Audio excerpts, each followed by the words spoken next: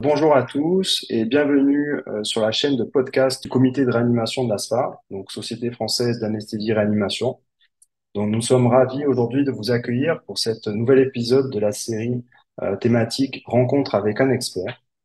Et nous avons la chance aujourd'hui de pouvoir échanger avec le professeur Jean-François Payen autour de la thématique de la téléexpertise en réanimation. Donc tout d'abord, bonjour professeur Payen. Bonjour David. Donc pour illustrer un petit peu cette thématique et cette question, on va partir d'un cas d'usage que j'ai eu moi-même dans mon service. Donc pour mettre un peu le contexte, je travaille dans un service de neuroréanimation au centre hospitalier universitaire de La Réunion. Et il y a quelques mois, j'ai pris en charge une patiente en post-interventionnel d'une embolisation d'un anévrisme mycotique dans un contexte d'endocardite mitrale. Donc, cette patiente devait bénéficier de cette embolisation afin de sécuriser une chirurgie cardiaque qu'elle devait avoir relativement rapidement pour une défaillance cardiaque. Donc, pendant cette procédure, elle a malheureusement eu une complication, un type de rupture de cet anévrisme et donc une hémorragie méningée avec une hydrocéphalie qui a nécessité la pose d'une dérivation ventriculaire externe. Donc, la question qui s'est posée à nous très vite dans notre centre, c'était deux questions exactement. Est-ce qu'on peut faire une chirurgie cardiaque avec une dérivation ventriculaire externe en place? Ou alors, est-ce que si on peut pas le faire, quels sont les délais entre l'ablation de la dérivation ventriculaire externe et la chirurgie cardiaque, sachant que cette patiente avait besoin d'une chirurgie urgente, elle avait une insuffisance cardiaque. Et donc, c'est un cas clinique qui reste complexe, qui est bien heureusement pas tous les jours, et ça nécessite une prise en charge qui est multidisciplinaire. Donc, les avis dans mon hôpital étaient assez partagés et j'ai profité un peu de mon statut privilégié de membre du CA de l'ANARF, qui est l'association de neuroanesthésie-réanimation de langue française, qui regroupe un peu tous les experts nationaux de neuroréanimation, dont fait partie le professeur Payen. Et donc, j'ai envoyé cette question, ces deux questions exactement, et j'ai pu en quelques heures bénéficier en fait de l'expertise de quasiment tous les représentants nationaux, les référents nationaux autour de cette question. Et donc, ça m'a permis de faire un tour de France et d'avoir l'aide de tous ces experts. Donc, à partir de ce retour d'expérience et à partir de vos propres réflexions, professeur Payen, durant votre carrière, votre activité, quel constat avez-vous fait? Bah écoute, David, d'abord, c'est très bien cet exemple que tu as présenté parce que ça reflète un petit peu toute la complexité de la médecine et en réanimation comme dans d'autres disciplines, on s'aperçoit que l'évolution des connaissances, les attentes des patients et de leurs familles sont en constante progression et donc euh, pour un certain nombre de situations, des décisions collégiales doivent être prises parce que personne ne peut prétendre avoir seul la vérité et la bonne décision. Et pour les cérébrolésés graves, euh, on a des décisions qui sont pas toujours faciles à prendre, que ce soit pour une bonne prise en charge au bon moment, que ce soit pour avoir des moyens à notre disposition qui soient optimaux.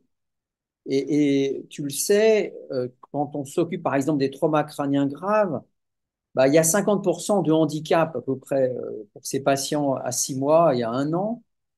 Et on sait qu'une partie cette proportion de handicap qui peut être majeure et peut être liée à un retard d'anticipation ou à un retard de prise en charge. Et c'est dans ce sens-là il y a 15 ans, j'avais mis en place avec mon collègue Gérard Audibert un DU neuroréanimation. C'était pas tant pour faire de l'universitaire, mais parce qu'on était convaincu que dans chaque unité de réanimation, quelqu'un qui pouvait être le référent en neuroréa euh, pouvait, on va dire, faciliter ces prises en charge ou orienter mieux le patient vers un service de recours, etc. Et c'est ce qui nous a animés pendant 15 ans avec une formation de plus de, je dirais, 300 personnes maintenant.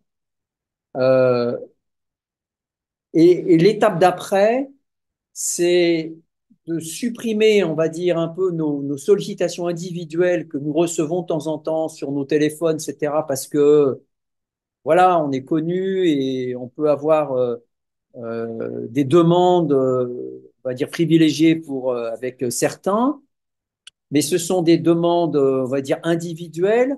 Et ma deuxième réflexion, c'est de dire au fond, si on peut participer, si on peut créer une plateforme d'experts euh, dans le cadre d'une téléconsultation, eh bien, on pourra peut-être rendre service à un certain nombre de nos équipes médicales. Merci beaucoup pour cette entrée en matière. Du coup, comment avez-vous opéré pour mettre en place cette solution de téléexpertise? Alors, la, j'ai été contacté par un jour des professionnels de la télémédecine et qui voulaient que je m'intéresse au traumatisme crânien léger. Et puis, traumatisme crânien léger, c'est pas vraiment notre recrutement, même si je travaille depuis longtemps avec les urgentistes.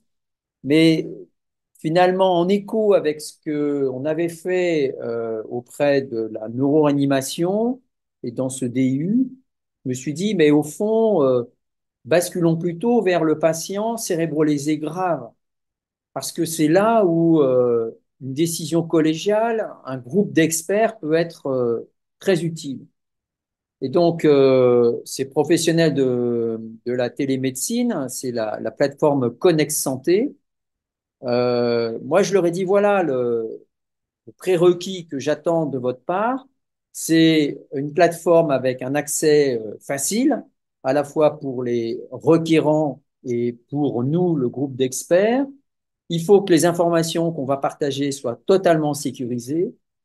Il faut qu'on puisse faire un partage rapide et facile de l'imagerie, parce que qui dit cérébrolésie dit forcément imagerie. Euh, et puis, il faut qu'on puisse, nous, apporter une réponse dans un délai raisonnable, on va dire 48 heures maximum. Et c'est ça que je leur ai dit comme on va dire, mes conditions, mon prérequis. Et je vois la réponse que nous pouvons donner à nos requérants. On peut la faire dans trois domaines. Le domaine du diagnostic, c'est est-ce que le patient dont j'ai la charge dans mon hôpital, il mérite un transfert vers une structure plus spécialisée? Est-ce que euh, je fais un monitorage plus agressif de mon patient? Ça peut être dans les thérapeutiques. Est-ce que vous pensez qu'il faut faire telle ou telle thérapeutique qui pourrait être de la chirurgie ou des médicaments qu'on a peu l'habitude d'utiliser? Ou bien enfin, et c'est une question très importante et encore plus actuellement au regard de l'actualité, euh, est-ce que vous préconisez ou vous proposez une limitation ou un arrêt des thérapeutiques actives?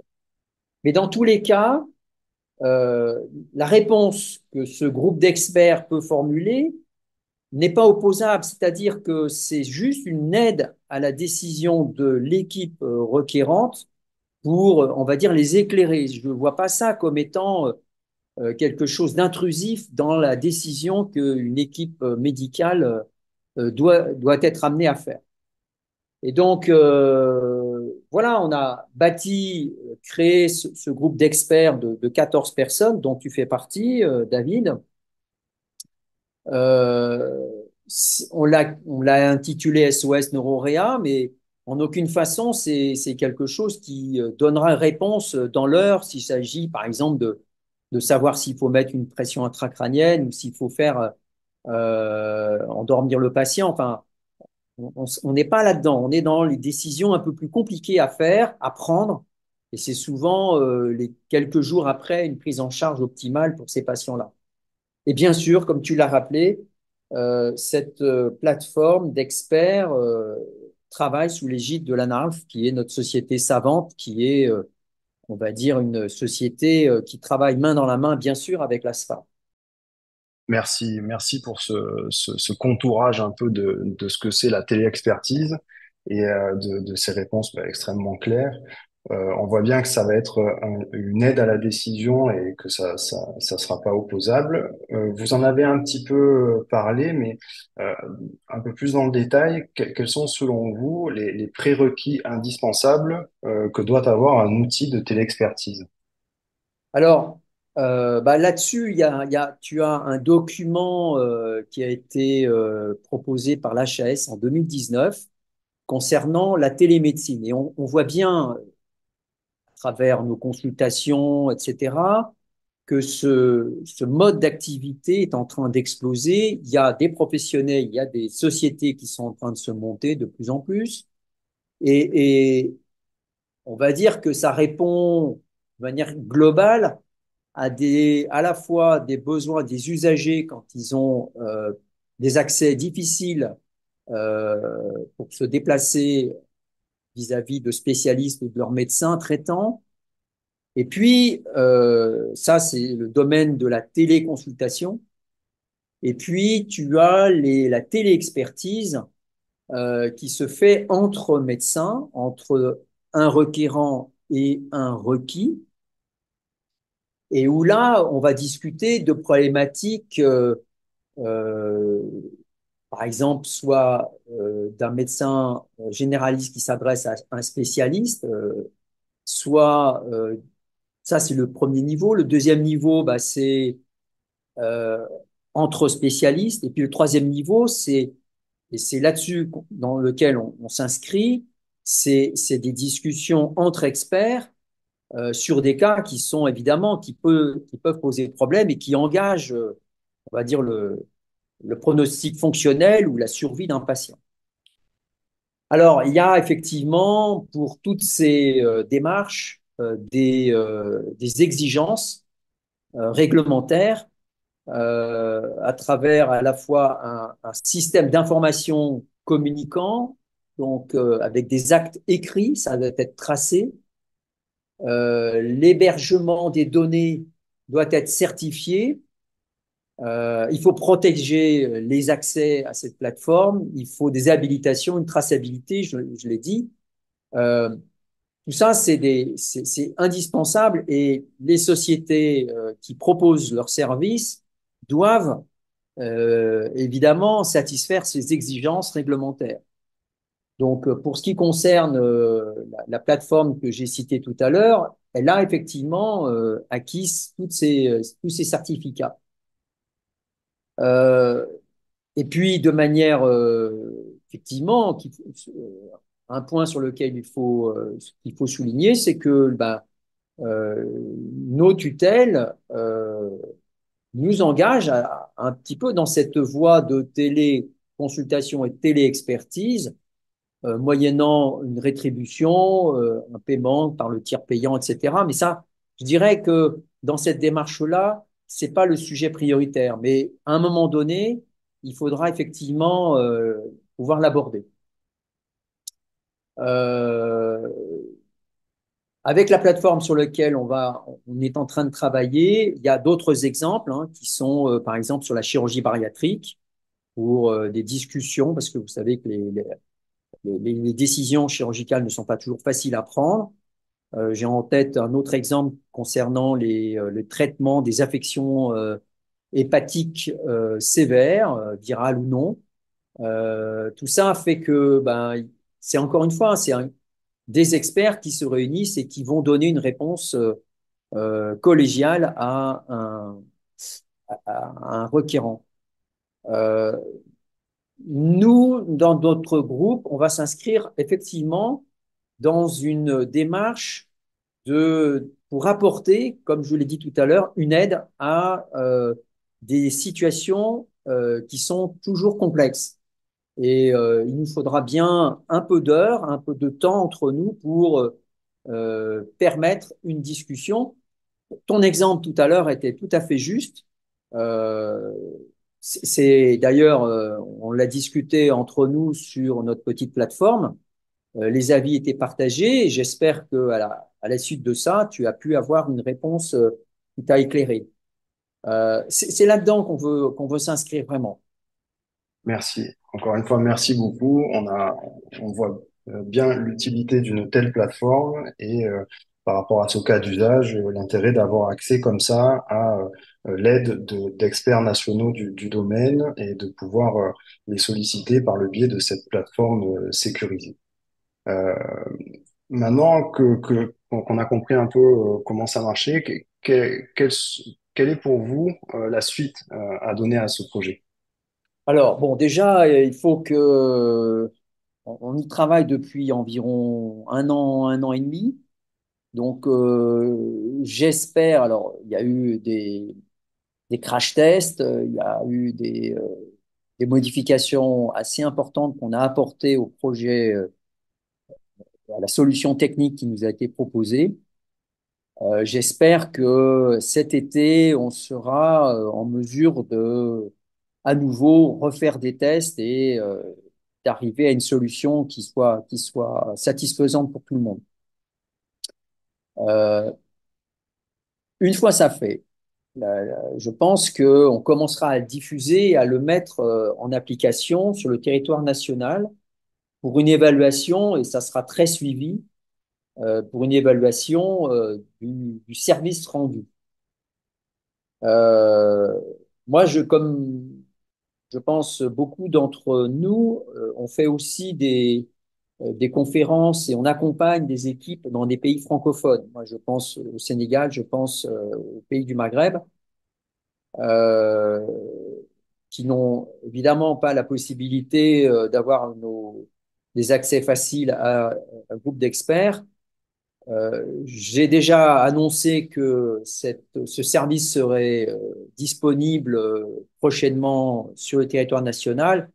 Évidemment, ils seront partie prenante et qu'ils aimeraient beaucoup avoir accès à cette plateforme d'aide à la décision médicale chez le cérébro-lésé grave. Donc ça fait partie de nos objectifs. Et donc pour l'instant, il nous reste d'abord à consolider tout le travail qui a été fait, à voir si ça fonctionne bien selon ce que nous avons en tête comme type de fonctionnement, l'évaluer et puis ensuite on l'élargira aux pays francophones. Mais ça sera, je pense que c'est unique, hein, ce système-là. Je l'ai pas vu, à ma connaissance, dans d'autres pays européens ou américains. Euh, et on va dire que la prise en charge pour ces patients cérébrolésés graves se prête bien à ce type on va dire, de solution parce que euh, pour le vivre au quotidien, c'est vraiment un domaine dans la réanimation où des décisions doivent être prises à plusieurs. Et elles sont pas toujours faciles à prendre, quand, même au sein même d'un centre avec une certaine expertise, une certaine expérience. Donc, je suis assez motivé. Et puis, j'ai avec moi la chance d'avoir des médecins qui sont très motivés et qui vont m'aider à construire ce panel d'experts. Merci, merci. Oui, effectivement, c'est quelque chose qu'on attendait, qu'on faisait un peu chacun de son côté. Dans les pays francophones, bah, moi, l'océan Indien, bah, j'en couvre aussi. J'ai Madagascar à côté, c'est un continent à part entière et on intervient pas mal là-bas et on les aide aussi. Un peu moins francophone, mais quand même, j'ai les Seychelles, j'ai tout un panel de patients et effectivement, nous, on est un peu le centre recours à La Réunion et c'est exactement ça dont on a besoin. Donc, un grand merci à vous. Merci beaucoup, professeur Payen, de nous avoir accordé cette interview qui était très éclairant. Et chers auditeurs, chères auditrices, n'oubliez pas de vous abonner à notre podcast AirPod qui est le podcast de l'anesthésie-réanimation et qui sera disponible, qui est déjà disponible sur toutes les plateformes de podcast. Un grand merci, professeur Payan. Merci, David. Bonne journée.